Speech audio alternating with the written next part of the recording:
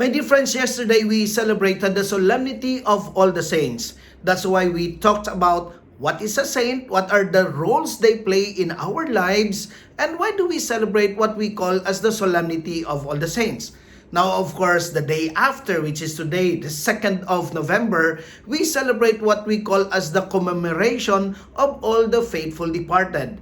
Now, yesterday I shared with you my thoughts and reflections regarding the saints because I was telling you that this the concept, the doctrine, our tradition, our belief, practices regarding the saints is one of those that is frequently questioned, criticized, or perhaps even attacked by some of our friends.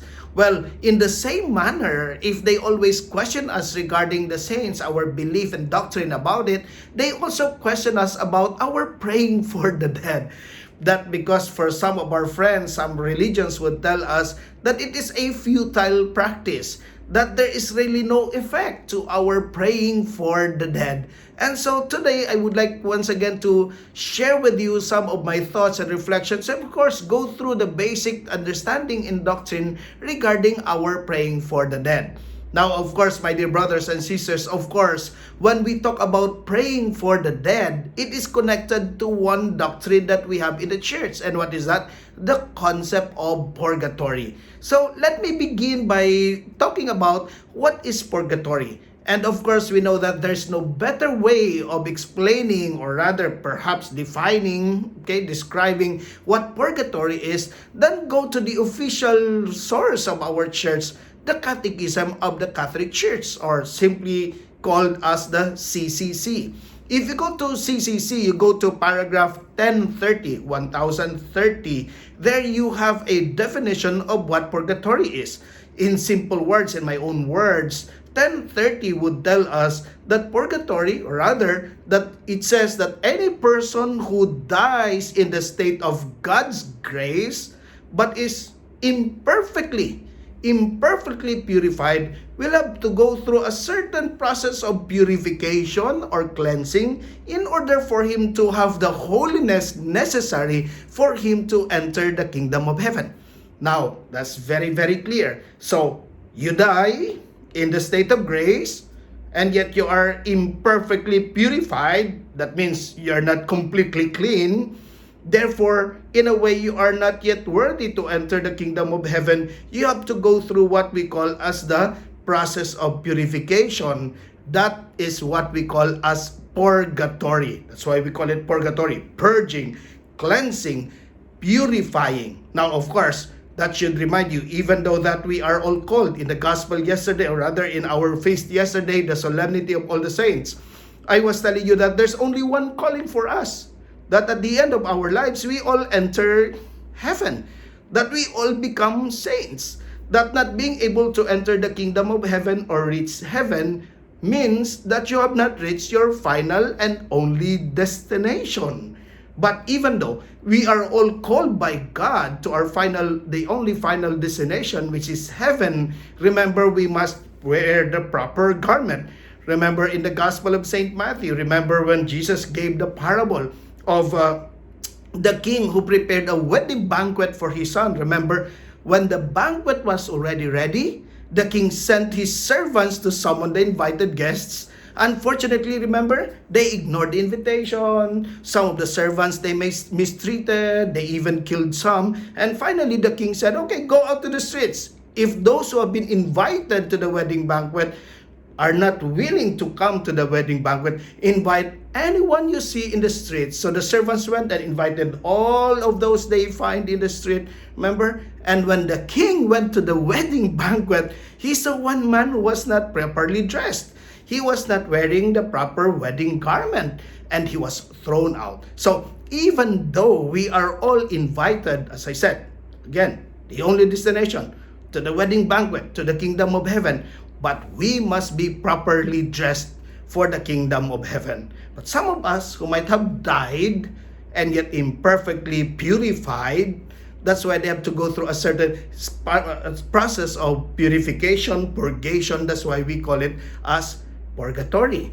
Now, the next question we ask perhaps is, but where is that in the Bible?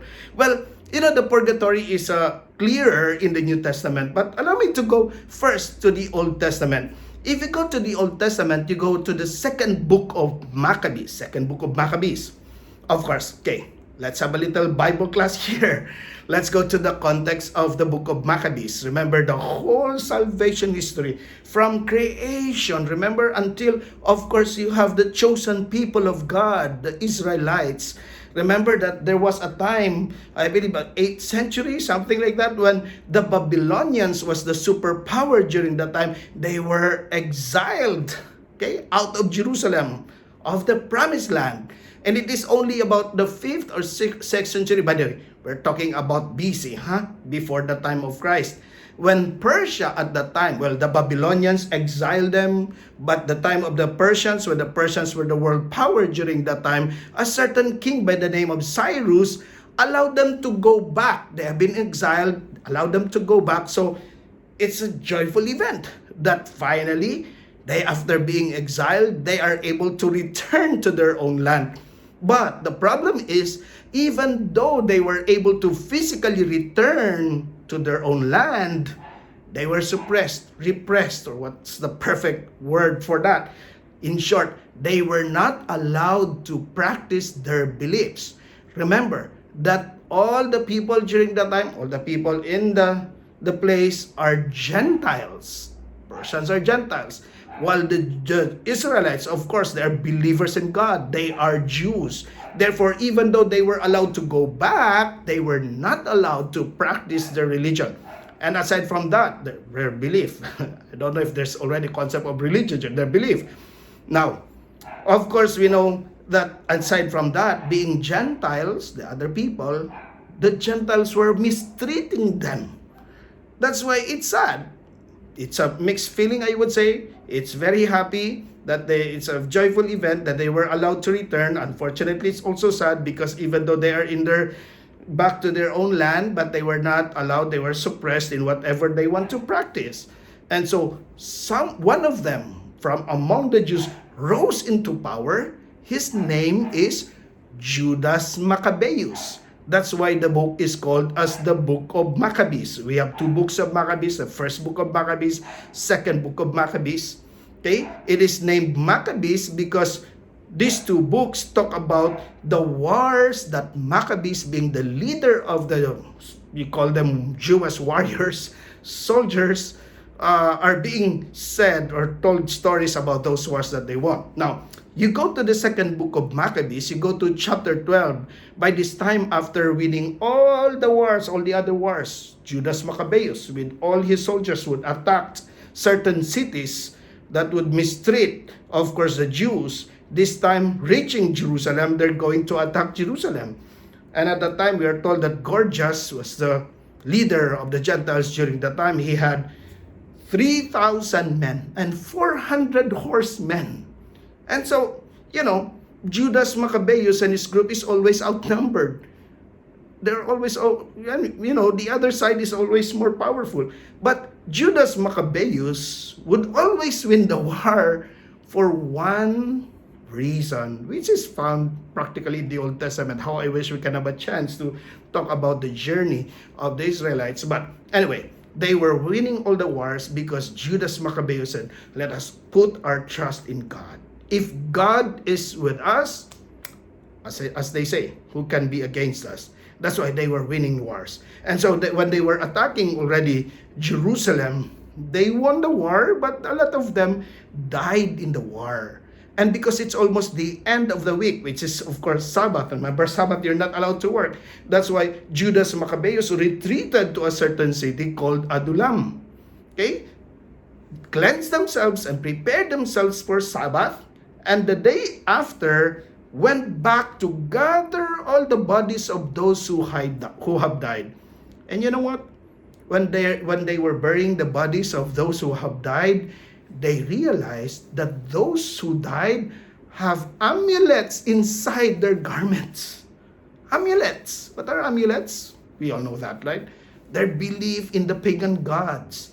That's why, remember, Judas Maccabeus and the Jews, in general, you go to the second book of Maccabees, they're not allowed to do that. They're believers in God. And yet, They also hide those amulets, which is a good reminder for us, my dear brothers and sisters. If we truly believe in God, we should not believe in those things. Anyway, and so Judas Maccabeus said, oh, that's why they had fallen. That's why they died. Because they sinned against God. And when he realized that, he called all of his soldiers, and in supplication,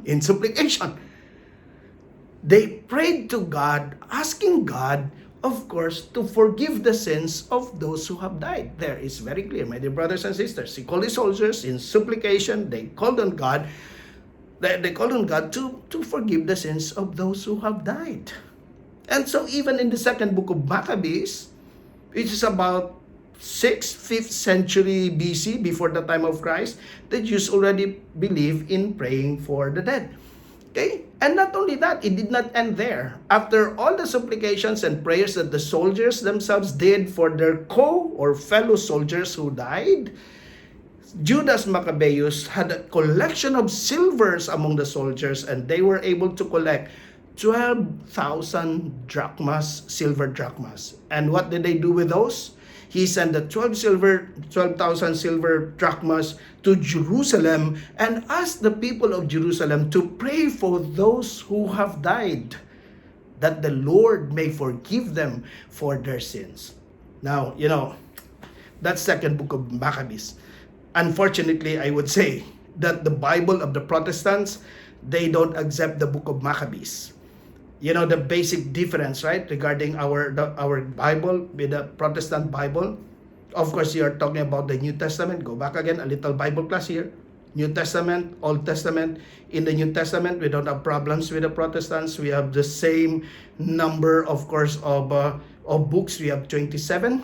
But in the Old Testament, that's where we have a difference. I hope you, being Catholics, you know this. And anyway, in the Catholic Bible, we have, of course, how many books that we have? 46. While the Protestants, they only have 39 books. A difference of 7 books. Perhaps one of the lectures will talk about that. Well, why are there 7? But out of these 7 that are not in the Protestant Bible, one of them is the second book of Maccabees. So they might say, oh, that's not inspired writing. But my dear brothers and sisters, nobody is questioning the historicity of the book of Maccabees. Let's just say it's not an inspired, let's just say. But it doesn't negate the fact that the Jews during the time of Maccabees, 6th century BC, they already believed in the praying for the dead. That even though they have died, the living can still pray for them that they may be forgiven by God, historically. And remember, this is before the time of Christ, the Jews. And when Christ fast forward in the New Testament, he never mentioned about Maccabees is wrong or what. He did not mention anything about that, historically. And as I said, it is even all the more, it is clearer in the New Testament. Remember, in the Gospel of St. Matthew, it's in chapter 12, verse 32, when Jesus says, he who speaks against the Son of Man will be forgiven. But those who speaks against the Holy Spirit will never be forgiven, either in this age or in the age to come. Or in the age to come. Underline that. So that implies to us that it is really forgiven to be in the age to come. Okay? Jesus implies that. So, Jesus never negated the praying for the dead in the scriptures, never mentioned about the book of Maccabees, practice of the Jews of praying for the dead. And brother, he even mentions here in the Gospel of St. Matthew, chapter 12, will never be forgiven in the age to come. Okay. Now, another incident in the Gospel of St. Matthew. Go back, of course, to Matthew chapter 5. Remember that parable when Jesus was saying, if you have an opponent and your opponent is going before a judge or a magistrate, settle with your opponent. before he goes to the judge. Because if not, the judge will throw you to prison, to the guard, will give you to the guard. The guard will throw you to prison, and you will never be released until you have paid the last penny. That means you're already in prison, but you will not be released until you have paid the last penny. Therefore, there is a time of cleansing. There is a time for cleansing. That's why, my dear brothers and sisters, because of this, we find that that's a practice of praying for the dead is not a futile practice. It's based in history, it's based on scriptures.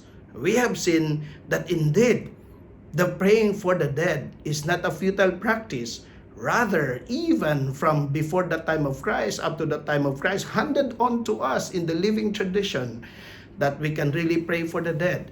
And hopefully, with our prayers, almsgiving, and sacrifices, they will be cleansed, purified. Remember, when they died, they are already in the state of grace. They're just being purified. Okay? They are being purified.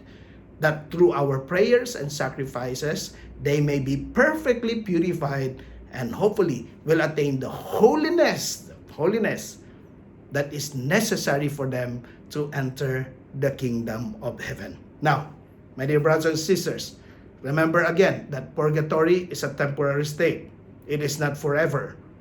Okay? Sometimes we always argue about this, but the truth is at the end of times, it will be heaven and hell. Purgatory is again, as I said, temporary state.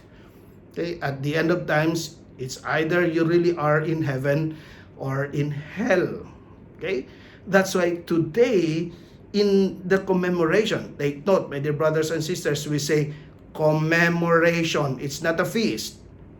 We only celebrate feasts of the Lord and the saints. Okay? And yesterday, when we celebrated the solemnity or feast of all the saints, all of those in heaven. How about today? Another, as I said, underline commemoration. We remember them. It's not their feast because they are not saints. Secondly, faithful departed. Okay? They have departed, they have died faithful because they are in the state of grace. Therefore, they are in purgatory and not in hell. Allow me to say this. It's kind of sad and painful to say, but it is our belief. If you are already in heaven, you're good. God bless. Okay? Thank you, Lord. But if you are already in hell, nothing can be done. Hell will be forever. That's why what we commemorate today are the faithful departed. Those departed who are in the state of purification, who are in purgatory. Today, when we commemorate the faithful departed, we are praying, first of all, that our loved ones, friends, and anybody whom we know who have already gone ahead of us, they are in heaven. That is our greatest prayer. Lord, please forgive them. Okay? And if they are not in heaven, the second plea or supplication we have is that they are not in hell. Because if they are in hell, that's it. Hell is eternal. Hell is forever. We are hoping that they are at least in purgatory. They are in a state of grace. They will enter the kingdom of heaven, but they need a certain process of purification. You know, my dear brothers and sisters, this year, it's kind of sad because of the pandemic we are experiencing. I know that, I believe it's all over the world, that all the cemeteries are closed. We cannot go and visit them. But of course, we know that the most important thing on the commemoration of all the faithful departed is prayer. Sometimes it's even sad. You go to the cemeteries, it's full of people. It's like party. Music here and there, and it's like a feast. Literally a feast. And sometimes what hurts all the most is this. We have all the flowers, we have all the candles, we have all the food, we have all the loved ones, the whole family is there, we have all of those. We fail to do the most important thing. And what is that? Prayer. Prayer. Allow me to say, our prayer, our flowers and the food that we bring in the cemeteries, honestly, spiritually, they don't really help the dead person. Because the only thing that can help them based on what we have discussed and based on our belief is this: prayer, sacrifices, almsgiving. The good things that we do on behalf of our faithful departed. Perhaps it's an opportune time that the cemeteries are closed. Take at it from a positive point of view. That perhaps it's a way for us to realize once again what's the real meaning and essence of our celebration, of the commemoration of all the faithful departed. And what is the real essence and meaning? That we gather as a community to pray for the forgiveness of the sins, the temporal punishment of the sins that our departed loved ones have committed when they were alive. I always tell my friends, back in the Philippines, especially when we would crowd the cemeteries, when we'll do all of those, reunion, party and everything, I said, if our loved one that's here, lying here, we did not even offer our prayers, I can imagine what our loved one is telling us. Perhaps he's saying, why did you come here? What's the point of coming here when you come here for yourselves and not for me? What I need from you is your prayers, sacrifices, that the Lord may cleanse me from the temporal punishment of my sins, and I enter the kingdom of heaven. Eternal rest grant unto the souls of all the faithful departed, O Lord, especially our loved ones, and let perpetual light shine upon them. May they rest in peace. Amen. God bless you.